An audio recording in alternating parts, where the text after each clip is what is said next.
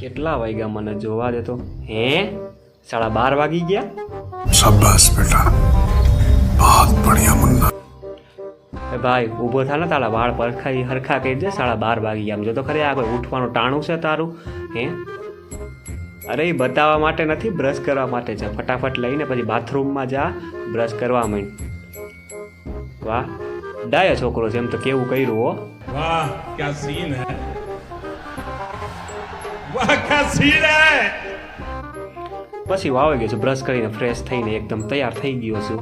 કારણ કે અત્યારે ચા પીવી હતી, પણ ચા તો અત્યારે મળશે નહીં, તો હવે ડાયરેક્ટ ખાવા જ જવું પડશે. શું કરવું? अरे कहना क्या चाहते हो। હા મારો મિત્ર પણ થઈ ગયો છે હાથે તૈયાર. બે વૈરાજા નીકળી પડ્યા છે. નહીં તો મારે થોડુંક તૈયાર થવાનું હજી બાકી હતું. મેં વાળ બાળ હરખા કર્યા અને પછી અમે બે વરરાજાઓ નીકળી પડ્યા બારોબાર જવા માટે. તા બાર આવી ગયા હતા, ભાઈના કોકનો ફોન આવ્યો હતો અને અમે પહોંચી ગયા હતા રસ્તા ઉપર. રસ્તા પર જોયું તો કેવો બધો તડકો હતો ને વાંહેથી પીપ પીપ પીપ પીપ હોરન વગાડે. ત્યાં મારી નજર ગઈ પેલા ફૂલ ઉપર. ખોટા હતા પણ દિલ ગાર્ડન ગાર્ડન થઈ ગયું.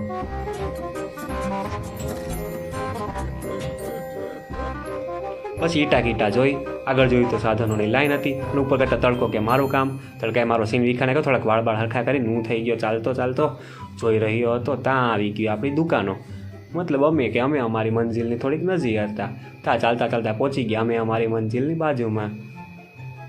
કોઈ પણને કીધા વગર દુકાનમાં ઘરી ગયા ને કોઈને ખબર નહોતી, એમ 2-4 સીન ઉતાર લીધો. ભાઈ પરચી લેવી જરૂરી છે હો, ધ્યાનથી. शाबाश बेटा, बहुत बढ़िया मुन्ना। પછી બે પરચી લઈને કવરને કુરિયર કરવા હતું. કુરિયર કરીને નીકળ્યા. તા તું તડકો કે મારું કામ. તા હીરાવાળો રસ્તો આવ્યો. વાહ કેવો સરસ મજાનો સાયો હતો. શું વાત છે. ટાઢા સાયામાં હું હાઈલો જતો તો અસલ મજાનો. જો મારા વાળેનો વિખાણા એમાં તો. अच्छा પછી આવી ગયું છે સર્કલ. સર્કલથી આગળ ગયા હતા, ભાઈને કોકનો ફોન આવી ગયો અને બેને જબરદસ્ત ભૂખ લાગી હતી. પછી બે ભૂખડોની જેમ થાળી ભરીને આવી ગયા હતા કેન્ટીનમાં. તો આ થાળી ભરી લીધી. મેં ભૂંગળા તો મારા ફેવરિટ છે હો આજે. અને સાઈઝનો ગ્લાસે લઈ લીધો. વાહ શું વાત છે. बहुत तेज हो रहा है, बहुत तेज हो रहा साथ।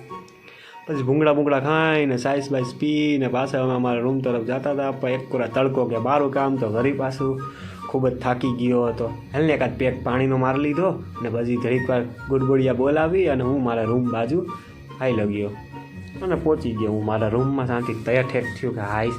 પછી બેઠો નિરાતે થોડીક વાર એમ ચૂક સૂઈ જાઉં.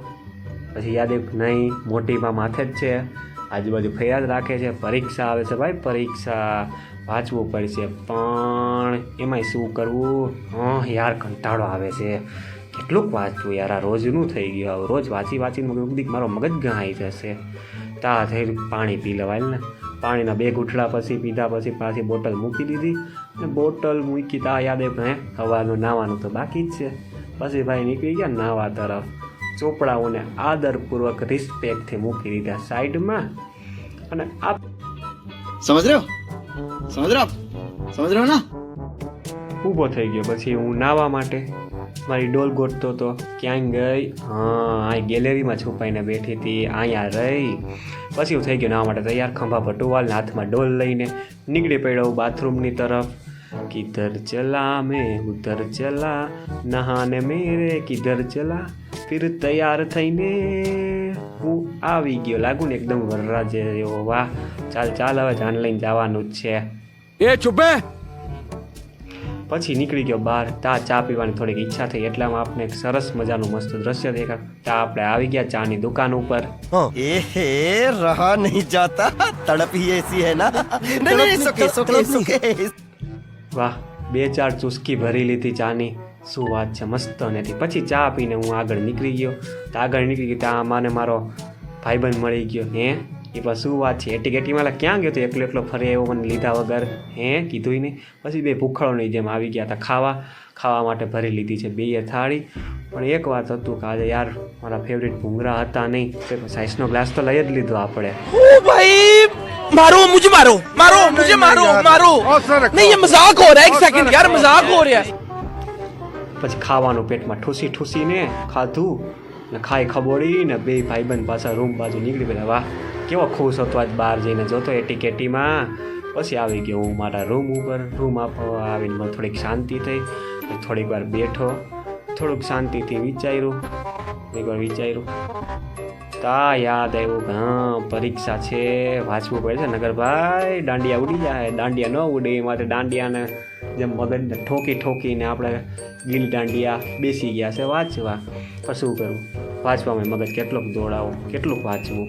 આવું પન્ના ફેરવી લીધા, બોયફ્રેન્ડના પોઈન્ટ ઘસી લીધા, માથું ખંજવાડી લીધું, પણ કંઈ યાદ જ ન રહીએ. શું કરું હા થાકી ગયો છેલ્લે.